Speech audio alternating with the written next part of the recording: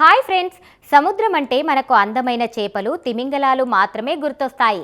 కానీ సముద్ర గర్భంలో పర్యావరణాన్ని కాపాడే మెరైన్ అనలిడ్స్ అనే ఒక వింత పురుగుల ప్రపంచం ఉందని మీకు తెలుసా? అయితే ఇలాంటి ఎన్నో అరుదైన జీవులు మనం వాటిని గుర్తించే లోపే అంతరించిపోతున్నాయి. ఒకవైపు గ్లోబల్ వార్మింగ్, మరోవైపు కాలుష్యం కలిసి సముద్రపు పురుగులను ఎలా మింగేస్తున్నాయో వాటిని కాపాడుకోవడానికి శాస్త్రవేత్తలు చేస్తున్న సాహసోపేతమైన ప్రయత్నం ఏంటో ఇప్పుడు చూద్దాం. ఈ ప్రాజెక్ట్ను జర్మనీకి చెందిన యూనివర్సిటీ ఆఫ్ గొటింగెన్, లిబ్నీస్ ఇన్స్టిట్యూట్, అలాగే సెంకెన్బర్గ్ సొసైటీ శాస్త్రవేత్తల బృందం చేపట్టింది. యూరోవార్మ్ పేరుతో వీరు నిర్వహిస్తున్న ఈ భారీ అధ్యయనం వివరాలు తాజాగా వెలుగులోకి వచ్చాయి. సముద్ర గర్భంలో దాగున్న జీవ వైవిధ్యాన్ని కాపాడడమే ఈ ప్రాజెక్టు ప్రధాన లక్ష్యం. అసలు ఈ ప్రాజెక్ట్ ఎలా పనిచేస్తుంది? శాస్త్రవేత్తలు ఐరోపా తీరాల్లోని వివిధ ప్రాంతాల నుండి సముద్రపు పురుగుల నమూనాలను సేకరిస్తున్నారు.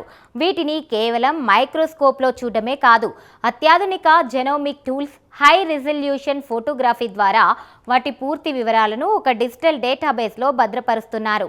దీనివల్ల ప్రపంచవ్యాప్తంగా ఉన్న శాస్త్రవేత్తలు ఈ సమాచారాన్ని ఆన్లైన్లో ఎప్పుడైనా యాక్సెస్ చేయవచ్చు. మనుషులకు ఈ మెరైన్ అనలిడ్స్ పురుగుల వల్ల వచ్చే లాభం ఏంటి? నేల మీద వానపాములు మట్టిని ఎలాగైతే గుల్ల చేసి పంటలకు సాయపడతాయో, ఈ మెరైన్ అనలిడ్స్ సముద్రం అడుగున మట్టిని కలియబెడుతూ పోషకాలను రీసైకిల్ చేస్తాయి. ఇవి లేకపోతే సముద్రపు మొక్కలు, నాచు పెరగవు. అవి లేకపోతే చేపలకు ఆహారం ఉండదు. చివరికి మనకు చేపల వేటు ఉండదు.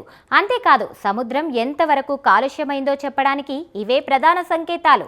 ఇవి లేకపోతే సముద్రపు ఆహార గొలుసు దెబ్బతింటుంది. అందుకే వీటిని కనిపెట్టడం, కాపాడుకోవడం అత్యంత కీలకం.